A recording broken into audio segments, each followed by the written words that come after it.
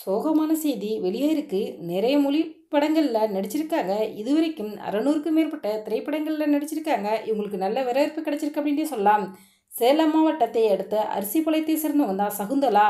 இவங்க சென்னையில் இருந்த லலிதா பத்மினி ராகினி நடத்தி வந்த நடன நிகழ்ச்சியில் பங்கேற்று நடனமாடினாங்க. அப்போது சினிமாவில் கிடைச்ச வாய்ப்பை பயன்படுத்தி சின்ன சின்ன படங்களில் நடித்து வந்தாங்க.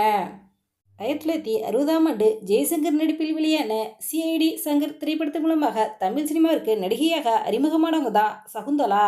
இந்த திரைப்படத்திற்கு பிறகு இவங்களுடைய பெயரும் சிஐடி சகுந்தலா என மாறியது. இந்த திரைப்படத்துக்கு பிறகு சிவாஜி கணேசன் அவருடன் இணைந்து தில்லானா மோகனாம்பாள், பாரத விலாஸ், வசந்த மாளிகை, பொன்னூஞ்சல், அன்பே தேடு, ரோஜாவின் ராஜா, அதிர்ஷ்டக்காரன், இமயம், வண்டிச்சக்கரம், புதிய ராகம், படிக்காத மேதை, கை கொடுத்த தெய்வம், திருடன், தவப்புதல்வன், ராஜராஜ சோழன், என்னனன், இதைவினை என ஏராளமான திரைப்படங்களில் நடித்தது மூலம் தமிழ் ரசிகர்களிடையே மிகவும் பிரபலமானவங்க தான் சகுந்தலா அம்மா அவங்க. இவங்க தமிழ் மொழி தவிர தெலுங்கு, மலையாளம், கன்னடம் என பல மொழி திரைப்படங்கள்லையும் நடிச்சிருக்காங்க.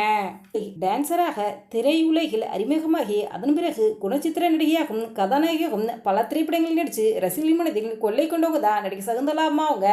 அந்த காலகட்டத்தில் முன்னடிகர்களாக இருந்த சிவாஜி கணேசன், ஜெய்சங்கர், எம்ஜிஆர் என பல முன்னணிகளில் நடித்த திரைப்படங்கள் இன்றளவும் மனதில் விட்டு நீங்காத இடம் பிடித்தவை என்று சொல்லலாம்.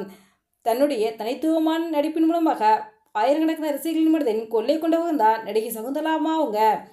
ஒரு காலகட்டத்தில் சினிமாவிலிருந்து விலகி சின்ன திரையில் பல சீரியலில் சகுந்தலா அம்மா நடிச்சிருக்காங்க.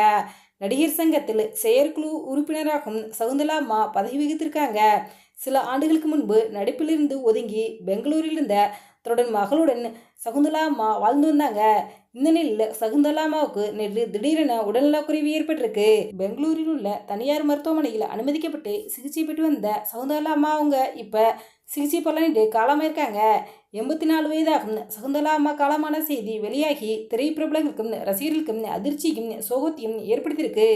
திரைப்பிரபலங்களும் ரசிகர்களும் சகுந்தலா அம்மாவுக்கு ஆழ்ந்த இரங்கலை தெரிவிச்சுறாங்க. எங்களுடைய சேனல் சார்பாக ஆழ்ந்த இரங்கலை தெரிவித்துக் கொள்கிறோம்.